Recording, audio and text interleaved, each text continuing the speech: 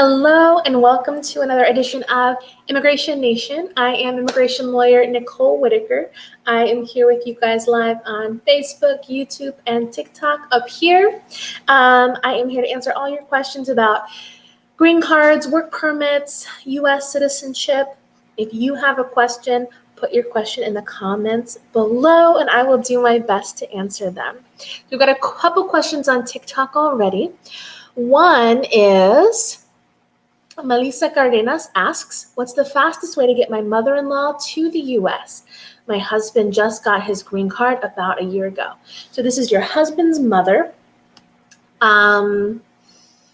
So U.S. citizens aren't able to petition for their in-laws. They can only petition for their spouses, their parents, their children, depending on certain circumstances. So your husband has to be the one that petitions for his mother, and he must be a U.S. citizen in order to petition for her. So my recommendation is get your husband to get his citizenship as fast as possible. And once he has citizenship, he can petition for his mother. Especially if your mother is outside of the U.S., she should be eligible for consular processing. When can you file for citizenship? Typically, you can file for citizenship 4 years and 9 months after you have gotten your green card. But if you are married to and living with a U.S. citizen, you can file for your citizenship after only 2 years and 9 months. That's assuming that you have been living together and with your U.S. citizen spouse, and you remain married to and living with your spouse all the way up until the interview for your citizenship and your oath ceremony, the day you become sworn in as a U.S. citizen. Again, my name is Nicole Whitaker. I'm answering questions about immigration for everyone here on Facebook, YouTube, and TikTok. If you have a question, put your question in the comments below. I've got a lot on TikTok today. Viana Reina asks, my husband entered the U.S. illegally. Would it be harder for him to get papers? So this is a question I get a lot. And in fact, it's one of the things that I do most often is help people get their papers, get their work permit, and maybe a travel authorization to visit their home country and their green card without leaving the United States, regardless of how they entered the U.S. It's not a guaranteed option for everyone, but there are different ways that you can get your work permit, travel permit to visit home, and a green card, even if you entered the U.S. illegally, even if you have a deportation, even if you were caught at the border, even if you have a DUI, even if you overstayed a visa, even if other lawyers told you it was impossible. Not all lawyers are created equal, and different lawyers have different expertise in different areas. And one of the things that I do most often is help people get their immigration papers inside the U.S. without leaving the country. There are more potential options if you are married to a U.S. citizen or a green card holder.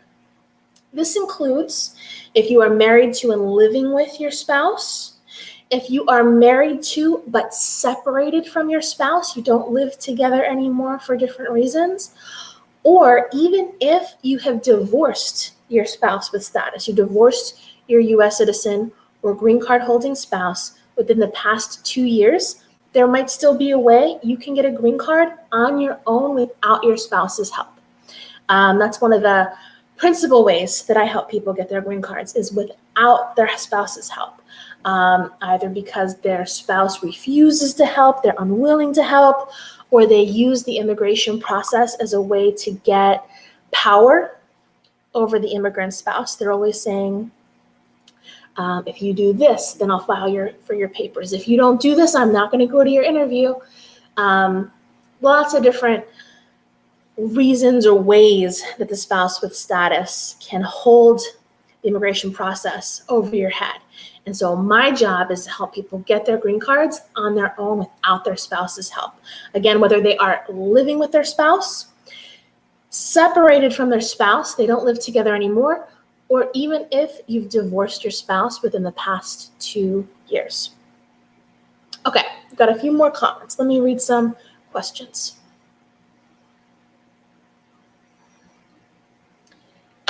Okay. So here's the question. When we get a green card under the VAWA application, does it help if there's a divorce, or is there any link with divorce? Because when we apply for citizenship, if we're married for 3 years, after divorce, it's 5 years. So here's the thing. With VAWA, again, this is a way to get a green card without your spouse's help.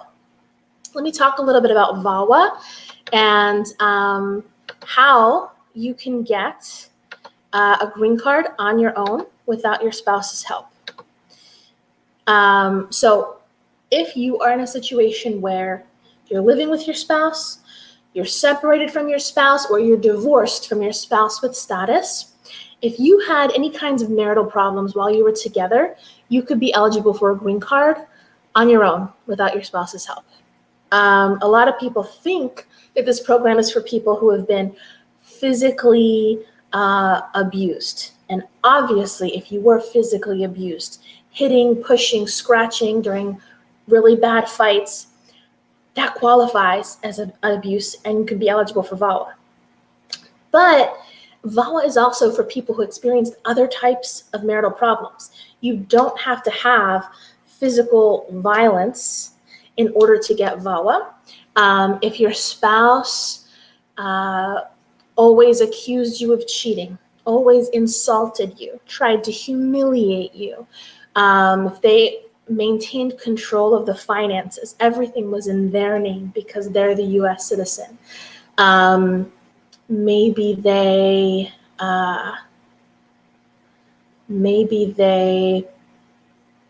held the immigration process over your head and said, if you don't do this, I'm not going to file your papers, or if you just do X, Y, or Z, I'll finally, we'll go to a lawyer together, we'll talk about your immigration status. If they threatened to win everything in a divorce because they have immigration status and you don't, if they accused you of doing illegal things or tried to make you scared, if they acted like they were going to call the police on you and make up false things to try to get you in trouble, if they ever threatened to have you deported, threatened to report you to immigration or the police, any of those kinds of things can make you eligible to get legal status on your own without your spouse's help. So if you have ever been in a situation like this, call us at 410-207-9272 to schedule your consultation directly with me. Let's see.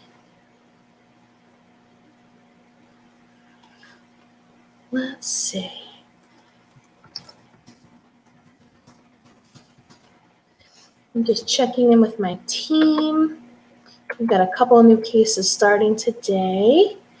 And whenever someone starts their case with me, immediately that same day we start working on the case. We want to make sure that we are getting in touch with everybody that we need to.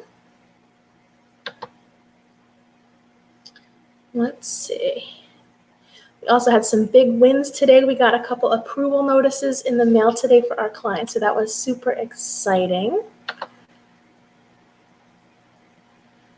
One of our clients' moms cried on the phone because we helped both of her daughters get their work permits, and eventually they'll be eligible for their green cards, even though they entered the U.S.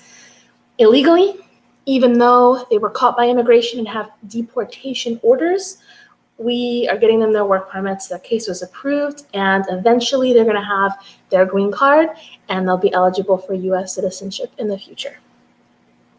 It was particularly important for these clients because they're just graduating from high school, they're about to go to college, and without a work permit, without legal status, They said, what good does it do if I get a degree? I can't get a real job in a career without work authorization. So this was exciting for them. Let's see. Okay, Mohammed asks, I have a question. I've been married for over 3 years. I have not gotten my green card. So Mohammed, first of all, check uscis.gov, check the current processing times for the I-485 in the city where you live. That'll tell you the current processing times for the green card application. It'll say 12 months to 36 months or whatever it is where you live. If your case is outside that normal processing time, give us a call. This is one of the things that I help people in a lot. I've had incredible success helping people with their immigration case if it is outside the normal processing time. I have several different tactics we use to get immigration to issue a decision on those cases. So if your case has been pending longer than normal, longer than the USCIS has posted normal processing times, give us a call at 410-207-9272 because there is probably a way that I can help you get a decision on your case within 3 months. Almost all of my cases, in fact, I think all of the cases that clients started with me, they either started them on their own without a lawyer or with a different lawyer, and the cases lasted forever. I had one case where the client had been waiting for a decision on his marriage-based green card application for 5 years. After I got involved, his green card was issued in 2 months. So if you're in that situation, give us a call. There's probably a way we can help if your case is outside of normal processing times. Good question, Mohammed. Let's see, more questions.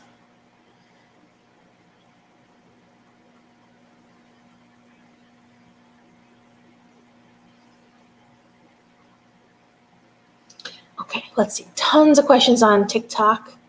Let's see. Okay, Katerine Alondra Borte. I don't know if I'm saying that wrong. Sorry. So she's asking, hi, my husband is a Cuban immigrant. How can I start the process for him? He came in illegally. So it really depends on what you mean by illegally and how he entered the country. Did he enter at a port of inspection? Did he cross a bridge? Or did he sneak in across the border? Either way, I'd be happy to consult with him and see what his options are. There are ways that I help people get their work permit, their green card, and a travel authorization to visit their home countries, even if they entered illegally, even if they've overstayed their visa, even if they have deportations. It's not possible in every case, but I do everything I can to help find a way. So I would encourage you to have him schedule the consultation with me. It'd probably be best for him to be alone in the consultation with me, where it's completely confidential. So I can talk to him about all of his immigration past, other things that have happened in his life that could help him get a green card. Again, it's not possible in every case, but a lot of times I'm able to help people find an option. Let's see.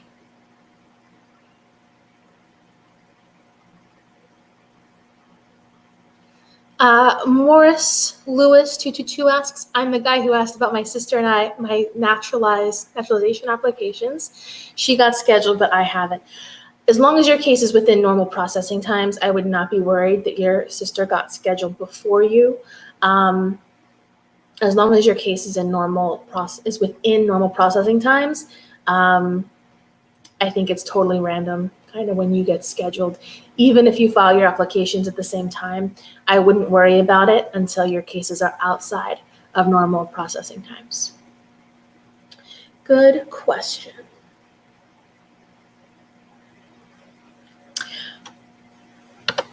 Another question from Muhammad. He asks, Thank you very much. I will call you. I'm from Louisville, Kentucky. Can you help me here?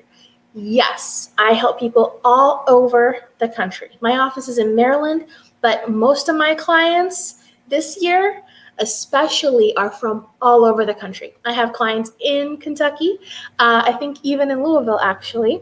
I have clients in New York, Pennsylvania, New Jersey, Florida, Texas, California, Montana, Nebraska, lots of different states.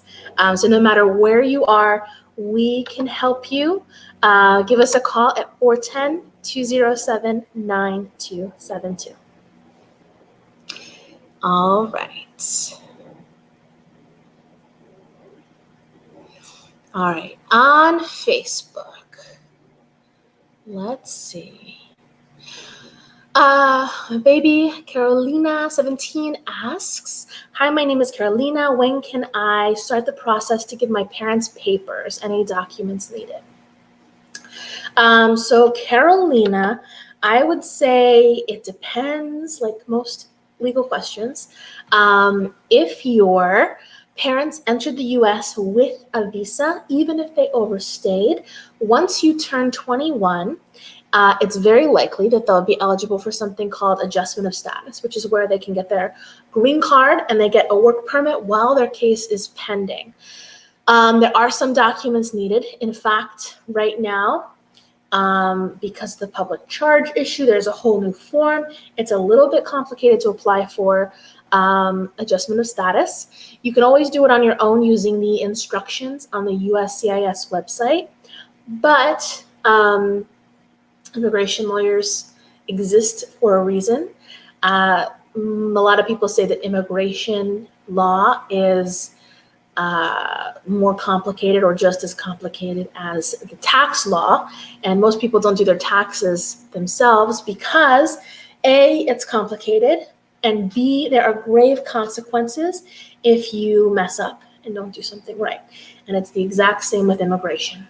So I would have them contact a lawyer, see if they're eligible for adjustment of status based on how they entered the US and their experiences here in the US. And if they contact me and we do a consultation, I'll let them know if they're eligible for adjustment of status through you once you turn 21 if you're a US citizen. If not, if they're not eligible for adjustment of status for whatever reason, I can let them know what, if any, other options they have. Good question.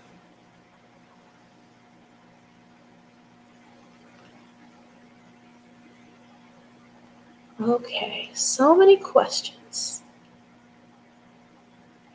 Elise Ramos asks, can you still get DACA even if you came in 2008? I've gotten a lot of comments recently because of Biden reopening the DACA process. Now, people that could have applied for DACA before, when Trump suspended it, they didn't have any options to apply for the first time. Now you can apply for the first time, but unfortunately, you must meet all the eligibility requirements for DACA. There's no waiver or exception. If you almost meet one of the requirements, you have to meet all of the requirements. Let's see. I'm going to try to lift this up just a little bit. How's that? It's kind of better. Okay.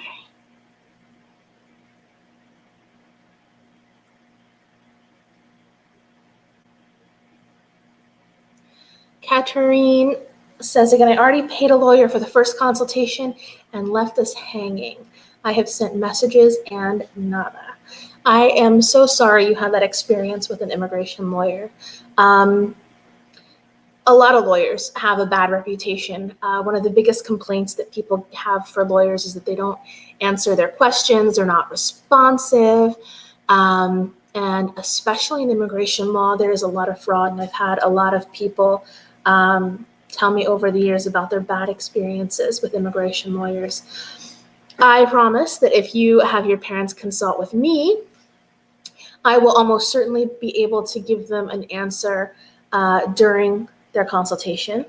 And if I can help you at the end of your consultation, I'll be able to give you the quote for your case, how much you'll pay for the whole case, and what the steps are in that case.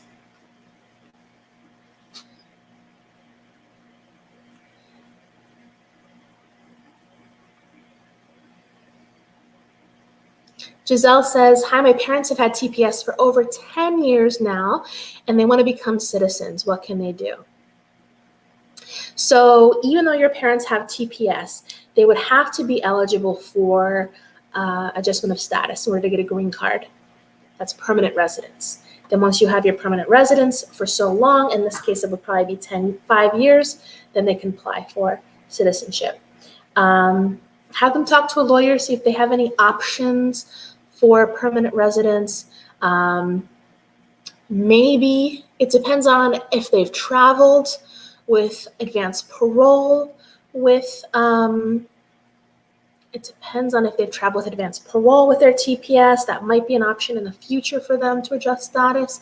It depends on if they have any immediate relatives, children who are U.S. citizens over 21, or any other option to adjust status. Let's see. ATL Edwin asks, my grandma petitioned my mom, my grandpa petitioned my mom, but he passed away. What can she do? She was approved. Honestly, Edwin, that is a really tough question to answer just with that information. I would encourage you to schedule a consultation with my office. You can either call 410-207-9272, or you can click on the link in my bio to schedule a consultation directly online. During a consultation, I can talk to your mom. I can get the whole timeline. I would need to know where she is. Is she already in the U.S. with status, without status? Or is she outside of the U.S.? If so, how many times has she entered the U.S.? When was the petition filed? When did your grandfather pass away? Where were they in the process? All of those things matter. So in a consultation, once I get all that information, I would be able to give you an answer. Ava Alvarez asks, how much is a consultation? A consultation is $150. And if you choose to retain us for your case, if we can help you, and I let you know what the quote is, at the end of the consultation, you say, yes, I want to start that case. If you retain us and start your case, you make your first payment within the 60 days after your consultation, we credit the $150 toward your case. So that your total case fee is deducted or is reduced by the $150 you paid for the consultation. And I know that is a lot of money, and I know that a lot of people have had bad experiences with lawyers. But I can promise that I do the very best I can to help find options for people to get their work permit, authorization to travel to their home country, and their green card without leaving the country, even if they've entered the U.S. illegally, even if they have deportations. I especially like to help people that are married to U.S. citizens or permanent residents, whether they're married to and living with their spouses, whether they are separated from their spouses, they're married but not living together anymore, or whether they are divorced within the past 2 years from their spouses. All of our consultations right now are by phone or video chat. If you do a consultation by video chat, you'll meet with me just like this.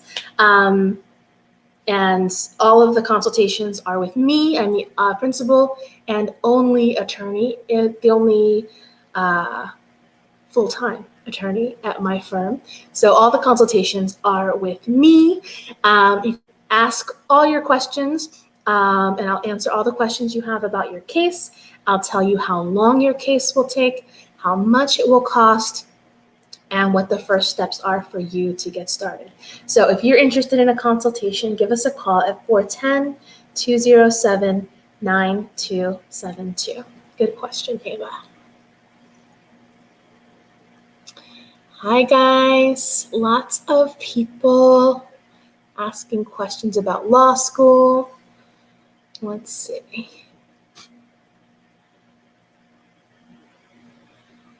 All right, so here is what I'm gonna do, guys. I've got to go because I have a client that wants an emergency consultation right now.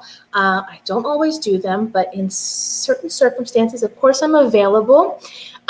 Thank you guys for your time. If you have any questions that I wasn't able to answer here, or you want to schedule a consultation for yourself or a family member, give us a call at 410-207-9272 or click on the link in my bio to schedule. Thank you, and we will see you next time on Immigration Nation.